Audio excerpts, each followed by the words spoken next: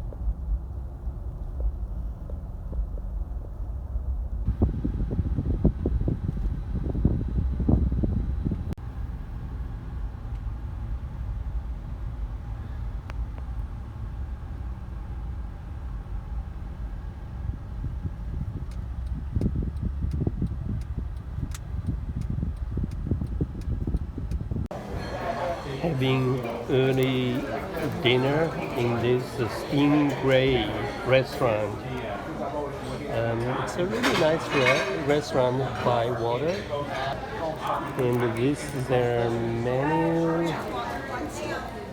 It's really good, and I'm going to get this Bolivar boiler. By the way, here this restaurant has probably over 100 people. Nobody wearing mask.